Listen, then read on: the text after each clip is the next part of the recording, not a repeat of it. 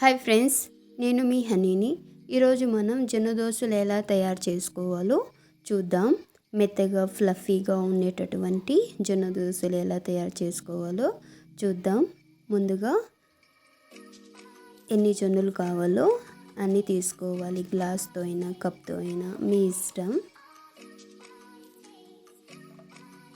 తర్వాత వాటర్ పోసుకొని నానబెట్టాలి ఒక 5 అవర్స్.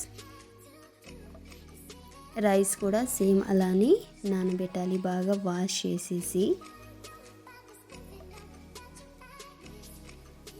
మినపప్పు కూడా కొద్దిగా తీసుకొని బాగా వాష్ చేసేసి నానబెట్టాలి.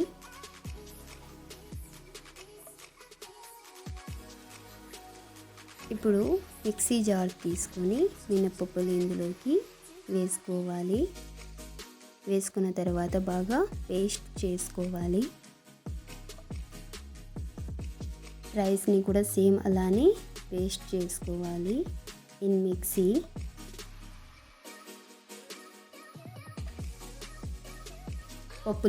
మినపప్పులు కూడా సేమ్ మిక్సీ జార్లో వేసుకొని బాగా మిక్స్ చేసుకోవాలి.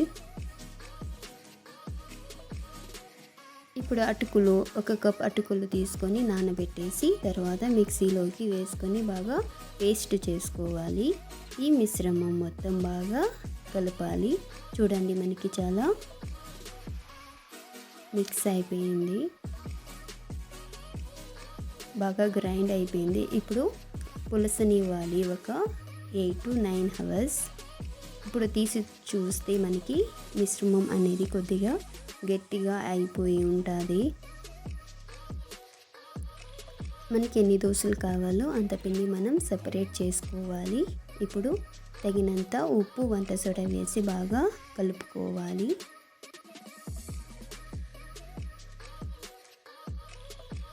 పిండి అనేది మనకి కొద్దిగా పొంగుతుంది వంట సోడా, ఉప్పు వేసిన తర్వాత. ఇప్పుడు స్టవ్ మీద ప్యాన్ పెట్టుకొని బాగా హీట్ అయిన తర్వాత పిండి మిశ్రమం ఇందులోకి వేయాలి. దోశలాగా స్ప్రెడ్ చేసుకోవాలి.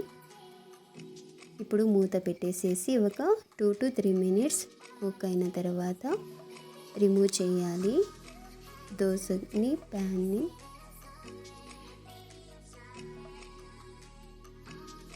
ఇప్పుడు మనం రెండవ దోశ కూడా వేసుకుందాం. సేమ్ ముందుగా ఎలా అయితే వేసుకున్నామో రెండవ దోశ కూడా అలానే స్ప్రెడ్ చేసుకుందాం.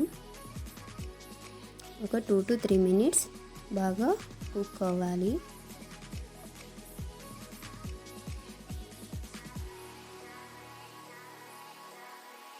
మనకి జొన్నలు అనేవి ఫ్లఫీగా ఉంటాయి కాబట్టి దోశలు కూడా చాలా ఫ్లఫీగా వస్తాయి. ఇప్పుడు ఐరన్ ప్యాన్ మీద కూడా మనం దోశలు అనేవి వేసుకోవచ్చు. కొద్దిగా ఆయిల్ అనేది యాడ్ చేయాల్సి వస్తుంది మనకి. నాన్ స్టిక్ ప్యాన్ మీద ఎలాంటి ఆయిల్ మనం యాడ్ చేయలేదు, బట్ ఐరన్ ప్యాన్ మీద మనం కొద్దిగా ఆయిల్ అనేది కంపల్సరీ యాడ్ చేసుకోవాలి.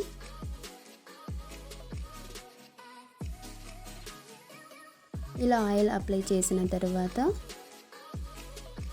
రిమూవ్ చేసేయాలి. మనకి నాన్ స్టిక్ ప్యాన్ మీద అండ్ ఐరన్ ప్యాన్ మీద రెండిటి మీద చాలా ఫ్లఫీగా దోశలు అనేటివి వస్తాయి. చూడండి, మనకి చాలా ఫ్లఫీగా టేస్టీగా ఉండేటటువంటి దోశలు వచ్చాయి. Please subscribe the channel. Bye.